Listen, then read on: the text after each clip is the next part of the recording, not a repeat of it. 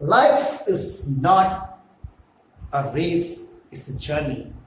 And in this journey, your thoughts and efforts can change the way of doing the things in life and your attitude towards the world. I, Ratnesh Verma, welcome you all in your favorite channel, Ratnesh English Solution. I congratulate to you for deciding to learn English and thanks for watching my video lectures. I hope and believe that by these lectures you will learn a lot and it will help you to learn and speak English confidently. So मित्रों, आज मैं एक नए topic के साथ आपके सामने हूं और इसको पढ़ने के बाद, सुनने के बाद निश्चित तौर पर यह आपके विश्वास को दोगुना कर देगा। आइए हम शुरू करते हैं बिना समय गवाए। आज का टॉपिक है हैज, हैव के साथ 2+V1 का प्रयोग।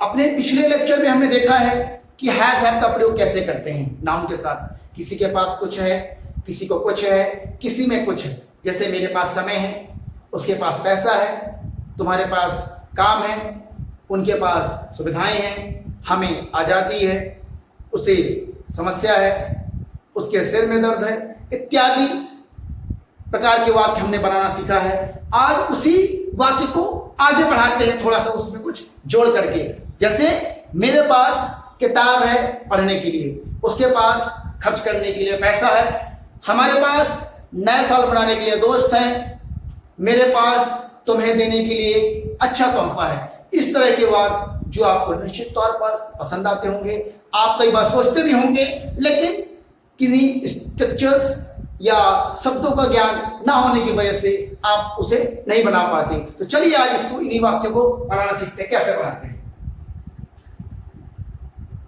किसी के पास कुछ करने के लिए कुछ है। एग्जाम्पल की बात करें,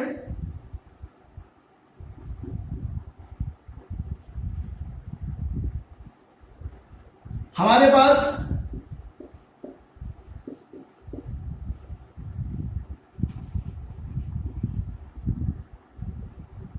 रहने के लिए घर है।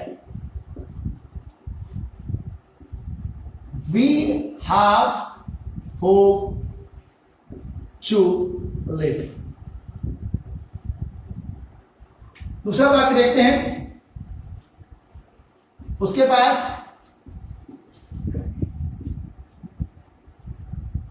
यहां रुकने के लिए समय है।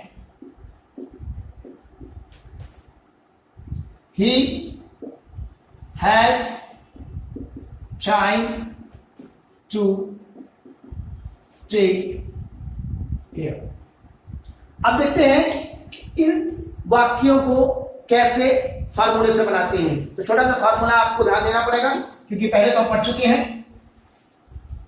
देखते हैं, इसका स्ट्रक्चर होगा subject plus has oblique have plus noun plus 2+V1 plus object.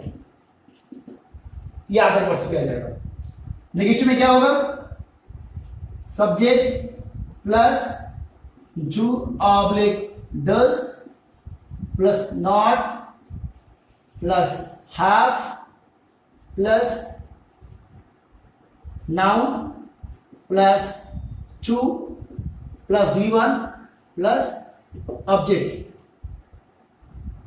Integrated the same.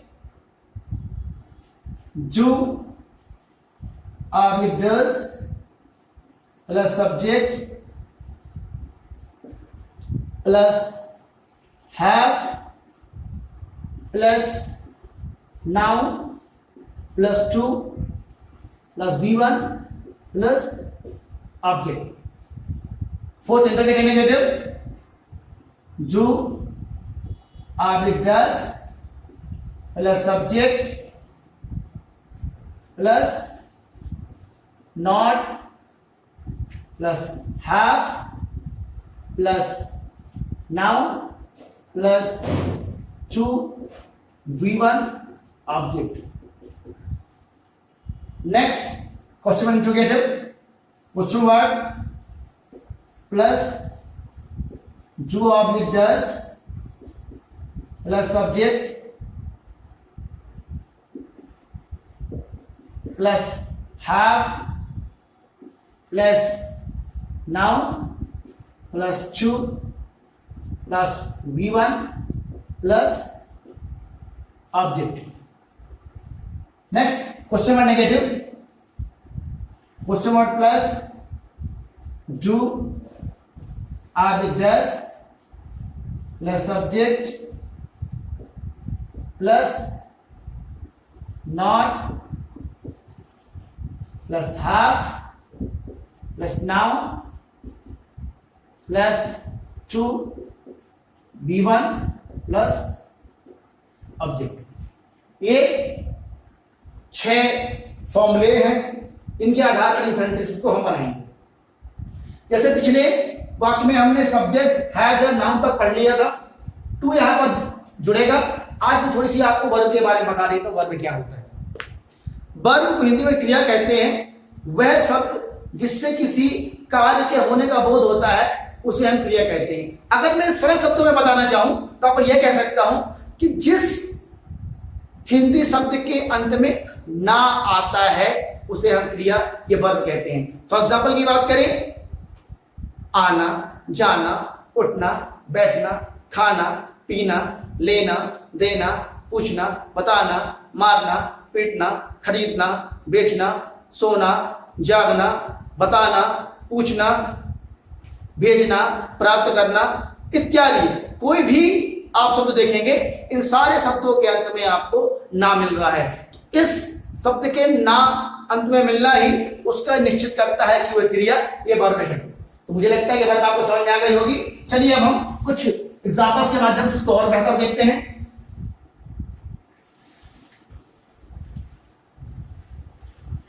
जैसे पहला सेंटेंस है, हमारे पास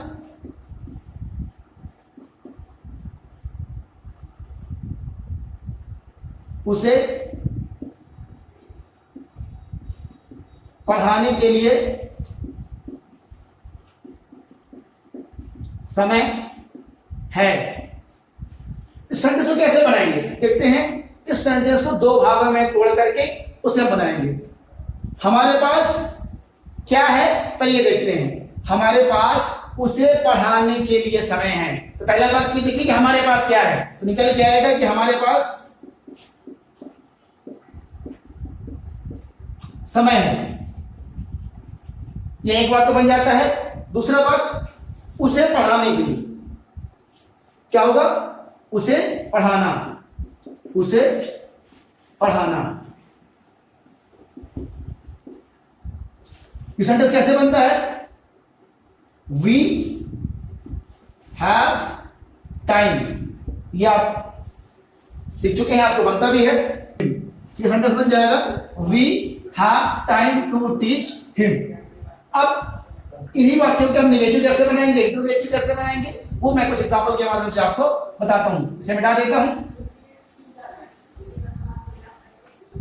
लेते हैं, हमारे पास उसे पढ़ाने के लिए समय नहीं है। बनेगा, we do not have time to teach him. Interrogative की बात करते हैं तो बनेगा क्या हमारे पास उसे पढ़ाने के लिए समय है? Do we have time to teach him? Interrogative negative बन जाएगा इसका। क्या हमारे पास उसे पढ़ाने के लिए समय नहीं है? क्या हमारे पास उसे पढ़ाने के लिए समय नहीं है? Do we not have time to teach him? इसे क्वेश्चन वर्ड ले लेते हैं। हमारे पास उसे पढ़ाने के लिए समय कब है? हमारे पास उसे पढ़ाने के लिए समय कब है? ये क्वेश्चन वर्ड है। इसे मैंने बताया था कि वाक्य की शुरुआत सब्जेक्ट से होती है और कहीं पर भी कोई प्रश्नवाचक शब्द यदि आता है तो उसकी जब ये शुरुआत करते हैं, शुरुआत उसी से करते हैं। यहां पर प्रश्नवाचक शब्द क्या है? कब। तो क्या होगा? When do we have time to teach him? अगर क्वेश्चन में नेगेटिव बनाना चाहें तो ऐसे कर सकते हैं कि हमारे पास उसे पढ़ाने के लिए समय क्यों नहीं है? हमारे पास उसे पढ़ाने के लिए समय क्यों नहीं है? क्वेश्चन पहले आएगा, क्यों लिखा है? क्यों कहते हैं? Why do we not have time to teach him. इस तरह से सारे सेंटेंस हमारे बन जाते हैं। अब मैं कुछ वाक्य आपको बताता हूं जिसकी आपको प्रैक्टिस करना होगा या आपने नोट कर लिया होगा। चलिए आगे बढ़ते हैं। इन वाक्यों इस तरह के वाक्य आप सोचेंगे और बनाएंगे तो मुझे लगता है कि बहुत ही सरलता से, बहुत ही जल्दी अंग्रेजी आपको समझ में आएगी। एग्जाम्पल मैं देता हूं। जैसे इसमें मैं सारे वाक्य शामिल करता हूं। अफर्मेटिव भी रहेंगे, नेगेटिव भी रहेंगे, इंट्रोगेटिव भी रहेंगे, इंट्रोगेटिव नेगेटिव क्वेश्चन वर्ड भी शामिल होंगे। तुम्हारे पास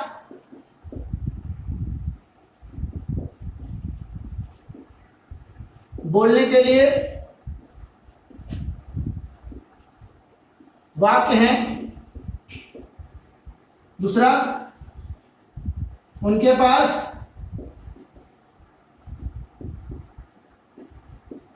यात्रा करने के लिए टिकट नहीं है। तीसरा, क्या आपके पास हमें देने के लिए कुछ है?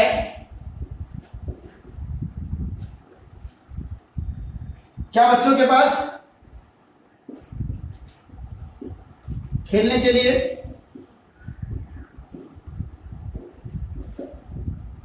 खिलौने नहीं हैं? Do children not have toys to play? Next sentence, उनके पास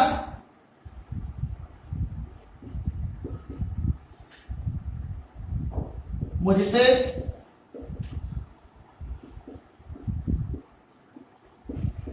मिलने के लिए समय कब है? When do they have time to meet me? इस तरह से ये वाक्य बन जाते हैं। मैंने एग्जाम्पल के लिए 2 वाक्य आपको बना दिए, बाकी सारे वाक्य को आपके अभ्यास करना पड़ेगा।